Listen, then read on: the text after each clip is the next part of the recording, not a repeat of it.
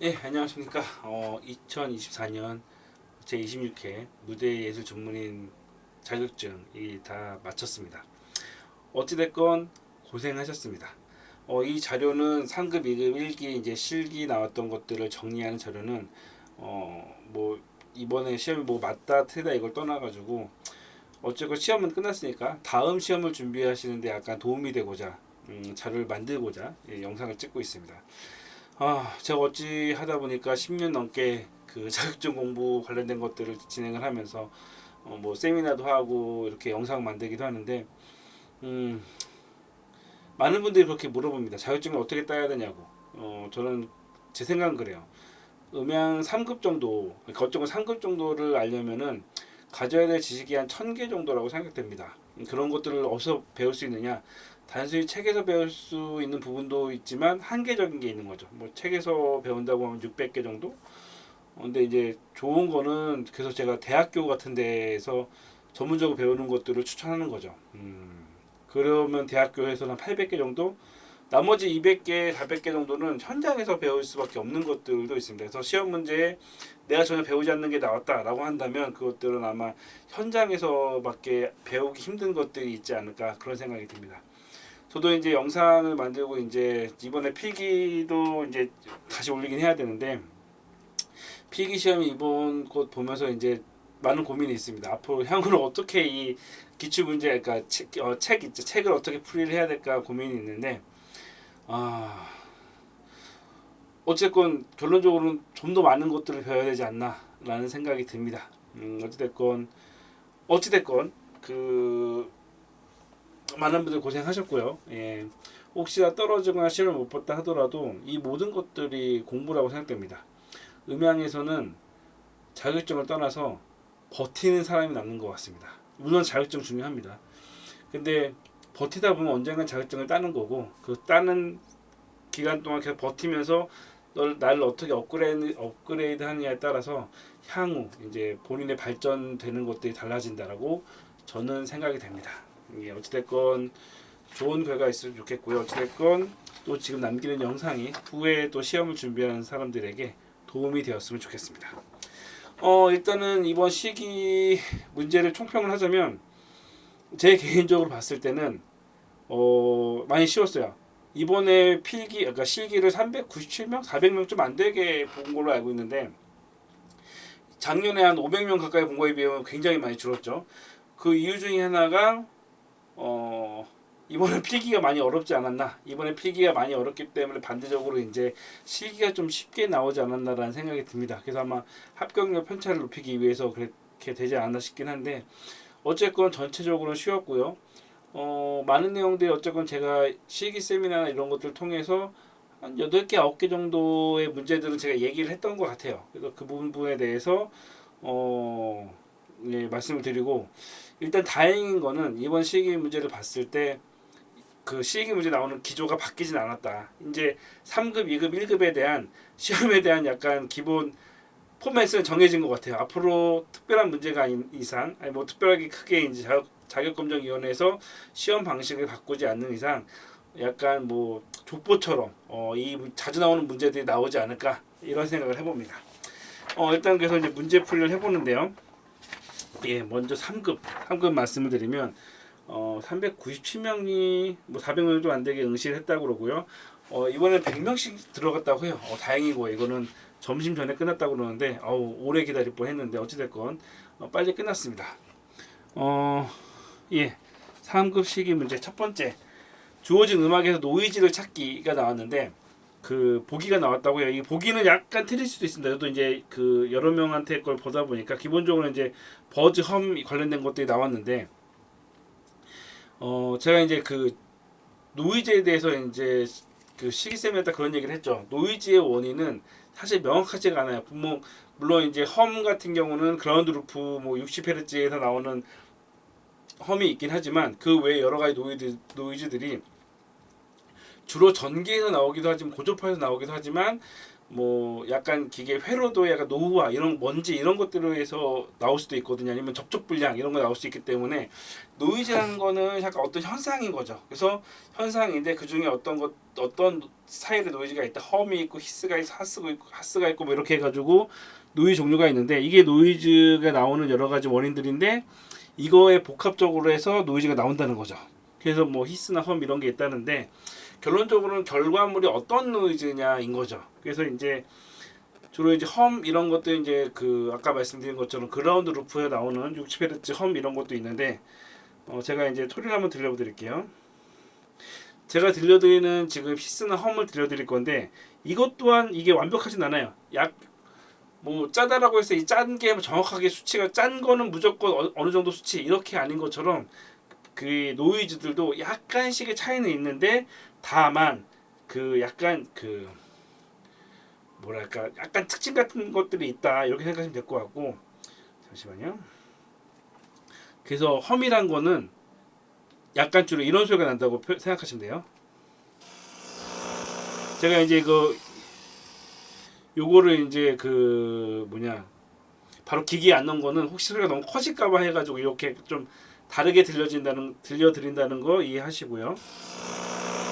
이것을 보통 험이라고 합니다. 이것보다 약간 좀 저음대역이 강한 험도 많습니다. 그래서 이런 것 스타일 험이라고 표현한다면 히스 같은 경우 약간 테이프 약간 좀 이런 약간 좀 작은 소리예요. 이런 게 약간 히스 같은 느낌이고 버즈 같은 경우가 약간 벌레 소리라고 생각하시면 돼요. 버징 이런 소리인데 이런 소리.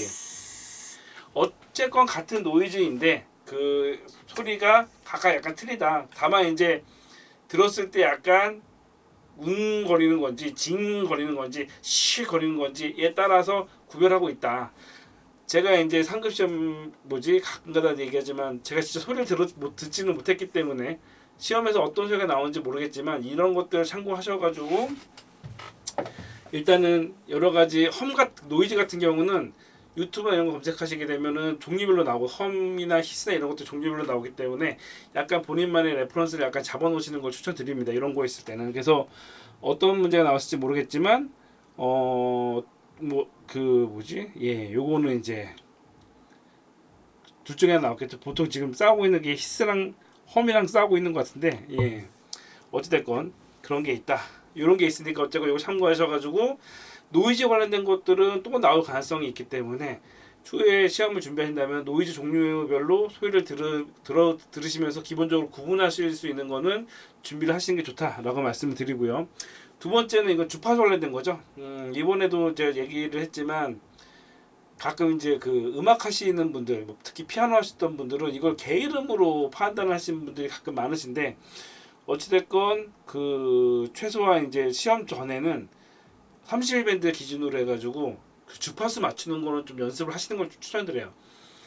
저 같은 경우도 뭐 절대음감은 아닌데 기본적으로 저음, 중음, 고음, 뭐 약간 중저음 이런 거 정도는 살짝 구별을 하거든요. 그래서 이런 것처럼 음향을 하다 보면은 물론 요즘 RTA 이런 것들이 잘 나와서 기계로 찍으면 잘 되긴 하지만 사실은 뭐 RTA 없는 상황에서 저희는 판단을 해야 되기 때문에 이런 것들은 시험 보기 전에는 연습을 하시는 걸 추천드리고요. 이건 뭐 정답은 모르겠지만 어쨌건 여기 이런 보기가 나와가지고 음악 그 소리에서 피드백되는 포인트. 왜냐면 피드백 되는 거를 이제 그 이퀄라이저로 잡아야 되니까 그거 찾는 거 이거에 대한 가장 보편적인 그 하울링 잡는 문제가 나왔습니다. 그래서 이거는 문제를 떠나서 이런 기능 이런 실력은 음향 상급이라면 당연히 있어야 되지 않을까 생각이 듭니다. 세 번째 문제는 음원을 듣고 있는데 음원 중에 왜곡된 악기를 찾아라 이런 문제가 나왔어요. 역상돼서 왜곡된 악기죠. 이게 문제가 정확하게 워딩은 모르겠지만 결과적으로는 왜곡된 거예요. 왜곡되는 거는 크게 이제 두 가지가 있는데 하나는 뭐냐면은 동일한 음원에 마이크가 두 개 이상이 돼가지고 소리가 왜곡되는 게 있고 하나는 그 마이크는 하나인데 그 지점과 반사음 때문에 왜곡되는 경우가 있어요. 지금 여러 악기들이 있는데 문제가 이제 일렉, 어쿠스틱 기타, 베이스 여러 가지가 있는데 베이스 기타는 사실은 그 경험상 왜곡되는 경우를 찾기가 좀 힘들긴 하고 보컬이나 다른 것들은 이제 그런 현상들이 가끔 생깁니다. 근데 모르겠어요. 정답은 아니고 사실 소리가 왜곡된다는 것을 증명하기에 가장 좋은 건 사실 아니 정답을 이렇게 추론하면 괜히 또 싸움 날 수 있는데 근데 싸움 날 수 있긴 한데 어쨌든 지난번에 얘기를 할게요. 제 개인적으로는 소리는 안 들어봤겠지만 지금 일렉이랑 신디랑 싸우고 있잖아요. 근데 그 싸우는 원인 중에 하나가 소리가 이상하다. 소리가 뭐 약간 좀 이상하게 꼬였다라는 것 때문에 싸우는 것 같은데 왜곡은 제가 생각하기에는 소리가 약간 상쇄되는 거라고 생각되거든요. 그래서 소리가 좀 잘 안 들리거나 이런 현상이 나는 악기가 그 왜곡된 악기라는 생각이 들고 여기서는 사실은 그냥 그 소리를 안 듣고 생각한다면 음원이 두 개 있는 경우가 하나가 왜곡돼 가지고 소리가 이제 상쇄되는 경우들이 좀 많기 때문에 예 저는 이제 소리 음원이 두 개인 것들이 그러니까 스테레오로 들어온 것들이 그 왜곡되는 걸까 가능성이 높지 않을까라는 생각을 살짝 해봅니다. 물론 싸우지 마시고 제가 소리를 안 들어봤으니까 다른 방법으로 해서 왜곡을 만들 수도 있기 때문에 그거는 이제 뭐 컴퓨터링도 있을 수 있기 때문에 그냥 다만 이제 문제가 나중에 나온다고 했을 때 왜곡이라는 것들이 발생이 되려면 말 그대로 마이크를 두 개 이상 쓰거나 특히 아까 그 스네어 있잖아요. 스네어처럼 탑이나 바텀 이런 식으로 해가지고 두 개를 쓰거나 아니면은 음원이 두 개인 경우에서 왜곡이 많이 발생된다라는 것 정도는 그냥 참고적으로 알고 계시면 추후 문제 이런 왜곡된 문제 왜곡에 관련된 문제가 나왔을 때 염두에 두시면 되지 않을까 생각이 듭니다. 정답 관련된 거는 사실은 예, 좀 조심스러워서 항상 조심스럽습니다. 그래서 그 약간 깊게 생각하지 마세요. 또 이거 댓글 다는 사람 있으면은 제 이야기 정확히 안 들은 사람이에요. 예. 어쨌건 이런 경우 왜곡이 발생된다고 말씀드리고요. 요거는 그 이번 물론 그 시험 문제에서 그 테스트하기가 나오지 않았지만 향후에 이제 케이블 관련돼서 결선 관련된 것들은 무조건 나온다고 말씀드리면서 제가 2표 보여드렸을 거예요. 그래서 2표 보여드리면서 여기서 선들이가 어떻게 되는지 XLR일 때 TRS일 때 이게 뭐 RCA가 됐건 뭐 스테레오가 됐건 바뀌었을 때 요거 외우시라고 제가 꼭 말씀드렸잖아요. 이거는 이번 시기 문제 외에도 내년에 다음에 이제 2급에 보시거나 1급에 보시거나 어찌됐건 나올 수 있는 거기 때문에 이거는 외운다기보다는 원리예요. 이 원리는 그 잡고 가셔야 돼요. 케이블 같은 경우 여러 개 만들어 보신 분들은 사실은 당연한 거기 때문에 사실 외울 것도 없거든요. 그래서 이 기본적인 그 연결 어떻게 되어 있는지 이거는 확실히 알고 계셔야 되고 그래서 이렇게 나왔으면 정답인 거죠. 위에 거는 TRS고 밑에는 TS인데 TS를 만드는 방식도 두 가지가 있습니다. 하나는 그 XLR 쪽에서 그 링크 거는 방법이 있고 하나는 TS에서 약간 합쳐가지고 하는 방법 두 가지가 있기 때문에 이거는 둘 중에 하나가 되면 맞다고 저는 생각이 들어요. 이거는 만든 사람 마음이 어쨌건 이게 언밸런스이기 때문에 요거는 하기 나름이에요. 그래서 저 같은 경우는 그 여기 화면에서 위에 방법을 선호하거든요. 그냥 다 TS에서 뭉쳐가지고 하는 방법을 선호하다 보니까 저는 그렇게 쓰는데 뭐 간혹 어떤 분들은 이제 그 TS에서 이제 밑에 방법을 쓰는 방법 그 계신 분도 계시거든요. 그래서 이거는 이제 취향 문제다. 다만 그 밑에 TS 같은 경우 둘 중에 하나가 맞고 XLR 같은 경우 XLR 대 TRS 같은 경우는 위에 있는 사진 이게 맞다고 생각하시면 되는데 한 가지 알아두셔야 될 것 중에 하나가 간혹 TRS를 밸런스로 하는 게 아니라 언밸런스로 제작하는 경우가 가끔 있거든요. 어떤 목적 때문에 요럴 때는 이렇게 작업을 하시면 됩니다. 이게 나중에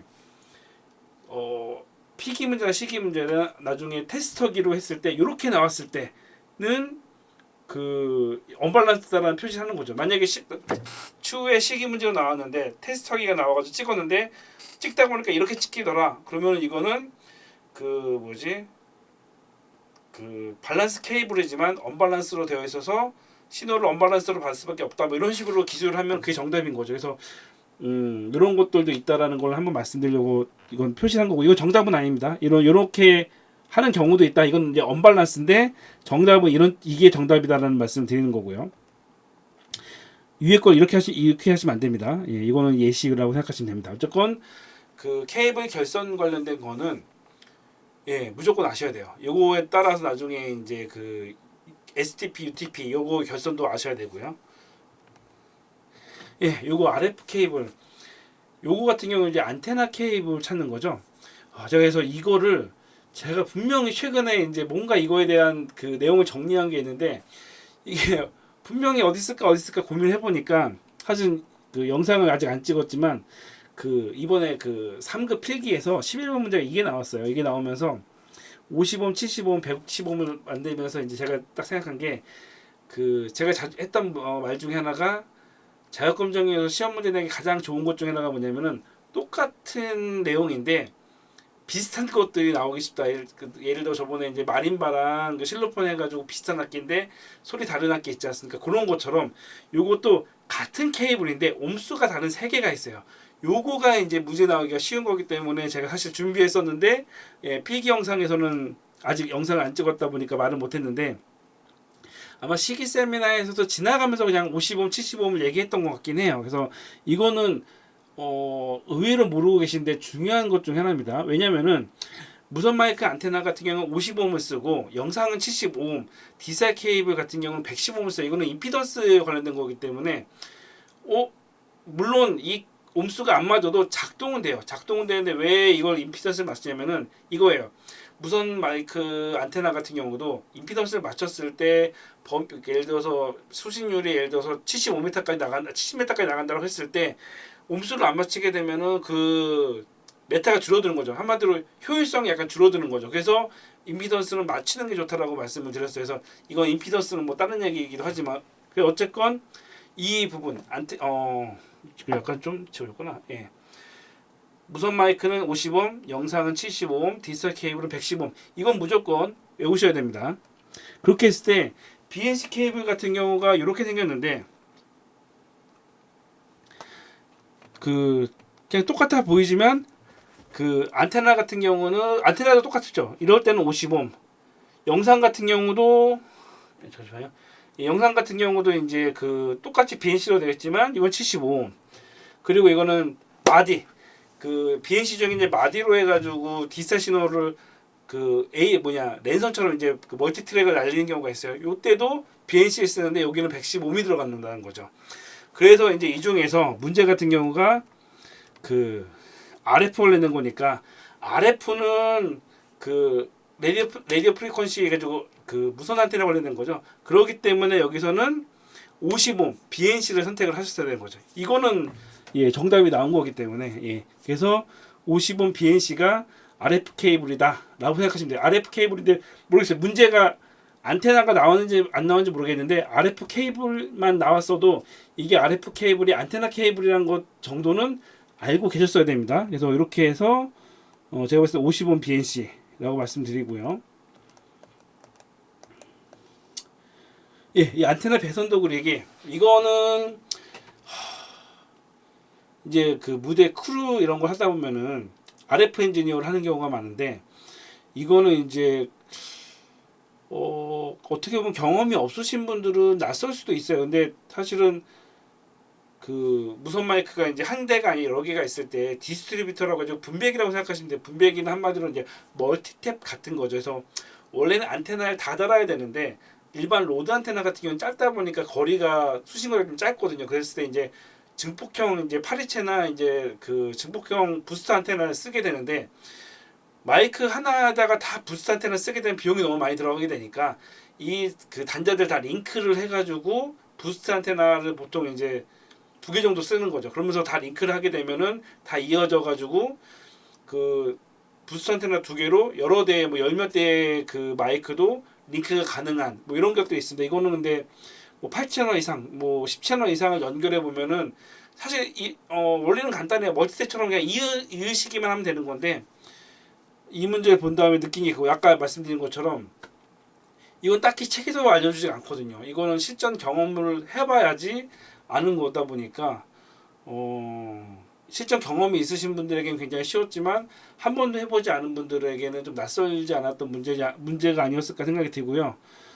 이렇게 안테나랑 디스트리뷰터가 있어가지고 제가 지금 순간적으로 펜을 약간 마우스로 안 챙겨가지고 그림 그리기 애매모호한데 어쨌거나 안테나가 양쪽 A, B에 들어가게 되면 이 4개씩 있어요. 보통 디스트리뷰터가 4개씩 있어서 무선 마이크 그 수신기에 2개씩 들어가는 거죠. AB 연결해가지고 링크가 되면은 이거 같은 경우는 아까 이게 지금 그 뭐냐 무선 마이크가 이제 듀얼로 알고 있는데 제가 그 들은 정보로는 그렇게 되면 듀얼 3개면은 그 AB 해가지고 3개 한 다음에 한 단자가 남겠죠.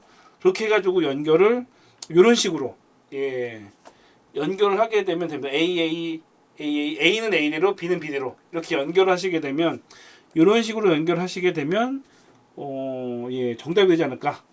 이거는 다른 걸 갖고 오긴 했는데 이제 수신기가 3개라고 했을 때 한마디로 이건 뭐냐면 이 문제는 무선 마이크를 직접 연결해 가지고 설치를 해봤는가 경험이 있는 사람에게는 쉽지만 안 해본 사람에게는 낯선 문제가 되지 않았을까 싶습니다. 그래서 어쩌고 상급 자격증을 준비를 할 때 여러 가지 경험이 있어야 된다 말하는 이유가 이런 문제 때문에 그 말씀을 드리고 있습니다. 그래서 어쨌건 추후에도 기회가 되시면 이렇게 장비 연결을 어떻게 하는지 이런 것들은 배우시면 예 좋겠습니다.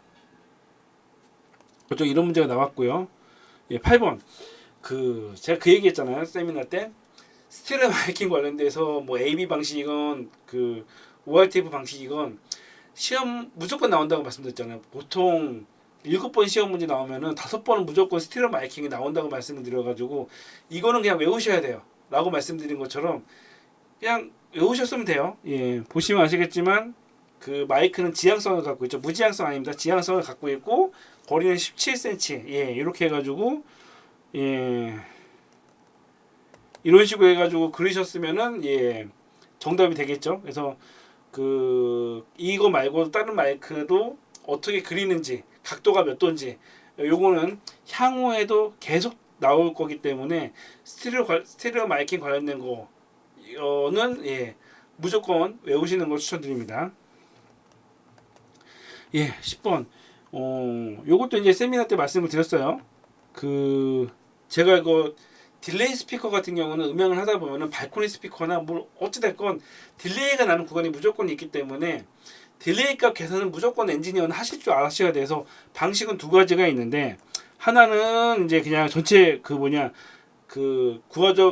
하는 길이를 대입을 해가지고 그 수학 공식으로 구하는 방식이 있다고 말씀드렸어요. 그래서 이 방식으로 했을 때 중요한 건 추후에 온도 변화가 있어가지고 340m가 아니라 뭐 20도나 25도 이렇게 올라가게 되면은 이 340 이 수치는 바뀐다는 건 알고 계셔야 되고요. 이거는 이제 당연한 거니까 340m의 기준으로 했을 때 이 공식에 따르면 예, x는 50이죠. 다른 방식으로 했을 때 이 방식으로 하더라도 이 방식은 이제 외워주시면 편한 거죠. 2.94를 그냥 곱하시면 돼요. 나중에 뭐 이거 말고 25m, 30m 나온다고 했을 때 무조건 2.94를 곱하시면 대략 나오는 거죠. 요것도 계산을 했을 때 뭐 49.98은 거의 50이니까 50m/s가 나오게 되는 거죠. 그래서 제가 얘기했던 요 공식은 추후에도 이제 딜레이 스피커나 이런 것들 할 때 구하는 기본적인 공식이니까 요 공식은 외워두시는 걸 추천드립니다. 어쨌건 3급은 이렇게 나왔고요. 예, 2급 같은 경우는 2급부터는 이제 약간 좀 시기 위주인 거죠. 직접 콘솔을 만져가지고 콘솔로 인해서 주어진 이제 조건을 해결하는 거죠. 그래서 뭐 정답이 딱 있는 것보다 그 작업한 믹서를 보고 이 사람이 문제를 해결할 수 있는 능력이 있느냐 없느냐 이거를 주로 보신다고 생각을 하시면 될 것 같아요. 그래서 이제 딱 들어가면은 이번에 2급 같은 경우는 한 3-40명도 시험을 봤다 그러고요. 8명씩 들어갔는데 M32가 세팅이 되어 있습니다. M32 세팅이 되어 있고 AS550을 통해 가지고 각 콘솔로 멀티 소스가 이제 들어가고 있는 상황이라고 생각하시면 돼요. 그 상황에서 채널 시트는 제공이 됐다고 해요. 그래서 각 채널별로 뭐 드럼, 베이스 이런 일렉 이렇게 악기가 들어오는데 문제가 이게 정확하진 않지만 이런 식의 문제가 나왔어요. 그래서 어쨌건 그 2개의 이제 믹스 버스가 나가는데 이거를 인이어로 스테레오 연결해가지고 한마디로 들어간 악기에 이제 좌우 패닝을 해라 이런 얘기죠. 그래서 뭐 보통 신디를 LR 놓고 보컬은 보통 센터에 놓다 보니까 센터 놓고 킥은 센터 뭐 예를 들어 일렉 기타는 레프트 이런 식으로 해가지고 주어진 주어진 이제 소스를 가지고 패닝을 할 줄 아느냐 요건데 제가 이제 이거 말고 다른 세미나에서도 그런 경우를 한 적 있어요. 예를 들어서 뭐 목소리는 약간 좀 메인하우스 나가고 리버브 소리만 모니터 나가라는 것을 이야기한 적이 있는데, 그런 약간 쓰잘데기 믹서에서 약간 쓰잘데기 없이 소리를 막 원하는 방향으로 보내는 것들을 제가 그 교육이나 이제 저희 스터디에서는 그런 걸 많이 시키거든요. 왜냐면은 이게 단순하게 그냥 소리만 내는 게 문제가 아니라 이 사람이 이 콘솔을 얼마만큼 이해를 하는지에 대한 것들을 그 교육시키려고 그걸 많이 하거든요. 왜냐면 뭐냐면 콘솔의 소리를 굉장히 특이하게 이렇게 꼬고 꼬아가지고 내가 원하는 쪽으로 보낼 수 있을 정도의 실력이 되면 나중에 어떤 꼬임 문제가 생기거나 음향을 하다 보면 가끔 가다가 소리가 어디서는 약간 좀 특이하게 원하는 경우들이 있어요. 그 연주자들이 그렇게 했을 때 그 사람이 원하는 소리를 만들어줄 수가 있는 거죠. 그래서 한마디로 콘솔을 내가 원하는 대로 소리를 이곳저곳으로 보낼 수 있는 능력이 있는지를 약간 좀 뭐랄까 그 트레이닝하는 게 좀 중요하다고 생각이 되거든요. 그래서 그것 때문에 이제 뭐랄까 그런 교육들을 많이 했는데, 그런 것들 중에 하나인 거죠. 한마디로 한번 M32를 얼마나 운영을 해, M32 정도는 사실은 음향을 2급 정도 한다면은 다 다룰 줄 알겠으니까, 그래서 그걸 이용을 해가지고 한마디로 소스를 원하는 대로 보낼 수 있느냐, 그걸 보는 게 이제 시험이었고요. 그래서 보통 이제 드럼이 센터에 있다 보니까 이런 현상이 생깁니다. 두 번째가 이제 10번, 18번에 소리가 입력이 되는데, 이게 그 두 개의 신호가 있을 때 하나의 신호가, 그러니까 하나의 신호가 나오는데 BGM이 나오는데 멘트가 나왔을 때 멘트를 방해하지 않기 위해서 BGM을 약간 낮추는 이런 기능들이 있거든요. 이거를 그 소위 이제 사이드 체인이라고 이야기를 하기도 하고, 사이드 체인의 종류의 하나로 더킹이라는 얘기를 해요. 덕이라고 표현을 많이 하는데, 일반적으로 일반 뭐 밴드나 이런 쪽에는 잘 안 쓰긴 하지만 여러 가지 세팅을 할 때 가끔 자주 쓰는 거기도 하고, 요게 이제 제 기억이 확실한 게 제 옛날 자격증 시험 문제 냈을 때 요게 나왔었어요. 더킹 해가지고 사이드 체인 해가지고 그 컴프레서의 사이드 그 아날로그 컴포 같은 경우는 사이드 체인 기능이 있는 경우들이 많거든요. 그래서 그렇게 연결해가지고 장비를 연결해서 사이드 체인 하시오라는 게 나오는데, 요게 시기 문제로 한 5년에 한 번 정도 나오는 문제예요. 이 문제가. 그래서 이 문제는 추후에 이제 그 한 번 더 알아보시고, 내가 이건 쓸 일이 없는 데가 아니라 이 문제가 자주 나오기 때문에 그 뭐랄까 예 하는 방법은 그 습득을 하시는 걸 추천드립니다. 그래서 이제 흔히 사이드 체인 이렇게 표현을 하기도 하고, 그 X32 같은 경우 여기 덕 모드 보시게 되면 덕이라고 보이시죠? 덕이라고 표현돼 가지고 그 키소스를 몇 번을 할 거냐 이래 가지고 요 설정을 통해 가지고 BGM을 틀어 한번 테스트해봐. BGM을 틀어놓은 상태에서 멘트를 쳤을 때 소리가 자동적으로 줄어드는 거, 요것을 되는지는 한번 기회가 되신다면 요건 연습해 두실 필요가 있고, 5년에 한 번 정도 나올 수도 있다 라고 생각을 하시면 될 것 같습니다. 예, 세 번째가 이제 세 번째 네 번째가 단테랑 IP 관련된 거죠. 그래서 제가 이제 그 이거는 이제 3급에서도 얘기했는데, 향후에 이제 그 음향은 네트워킹, IP 그 요 시스템으로 발전될 가능성이 큽니다. 그래서 지금은 2급 시험에 나왔지만 어쩌면 추후에 간단한 정보 같은 경우는 3급 시험에도 나올 수 있는 거기 때문에 알아두실 필요는 있습니다. 그래서 단테로 스피커 연결했을 때 스타 네트워크에서 이중화 구성을 어떻게 할 거냐. 사실 요 시스템이 저는 살짝 놀랐던 게, 제가 이번에 저희 시스템 향후에 이제 세팅을 하게 되면 이렇게 세팅을 해야지라고 생각을 하고 있었거든요.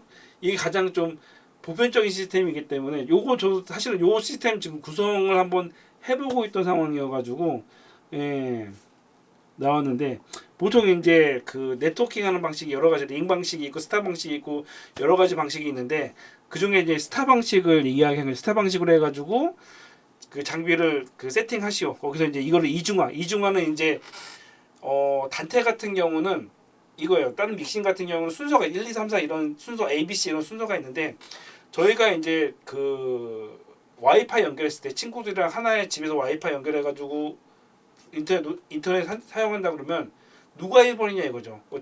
집주인이 1번이고 놀러 온 애가 2번이고 이런 개념이 아니잖아요. 그냥 다 연결되어 있는 구조지 않습니까? 그런 거죠. 음향이 이제 단테 네트워크로 가면서 어떤 게 1번 어떤 게 2번이 아니라 다 연결된 상태에서 내가 이걸 어떻게 운영할 거냐 이거에 관련된 문제인데, 사실 이거 같은 경우는 이제 야마나 이런 그 단테가 있는 콘솔을 사용하셨던 분들은 쉽게 푸실 수가 있지만, 사실 단테를 공부 안 하신 분들에게는 어려울 수도 있습니다. 그래서 근데 이제 사실은 단테가 향후 그 발전적인 방향이었기 때문에 공부를 하셨어야 돼요. 그래서 제가 가끔 가다가 그런 얘기를 해요. 그 세미나 같은 게 이런 게 있을 때 우리는 공격적으로 세미나에 참석을 해야 된다. 왜냐면은 지금 세미나에 나오는 최신 기술들은 한 5년 뒤에는 보편화될 기술들이 많거든요. 단테 관련된 것들은 몇 년 전부터 이제 세미나도 열고 많이 저희 뭐 그 예전 코사운드 때도 그 단테 세미나 이렇게 열고 했는데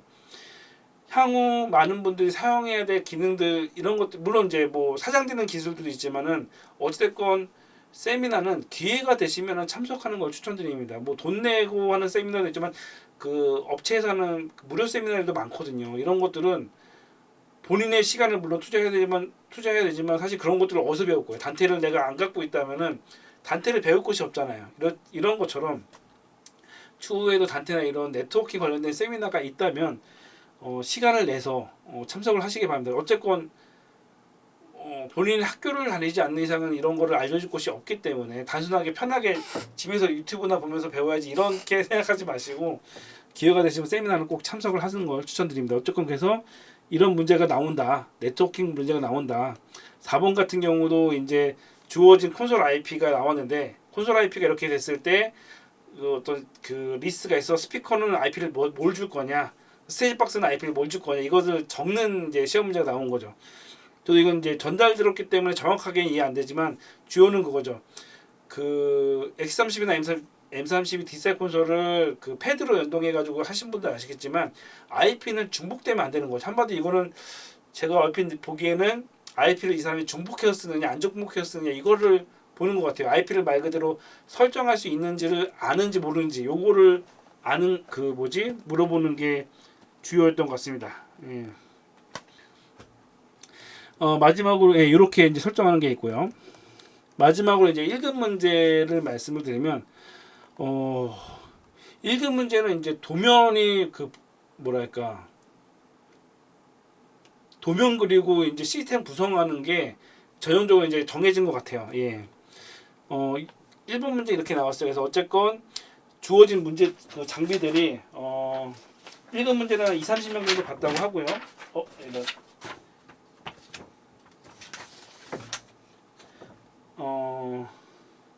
뭐 삼각자, 연필, 볼펜 이렇게 한 다음에 한 90분 정도 시험을 봤다고 합니다.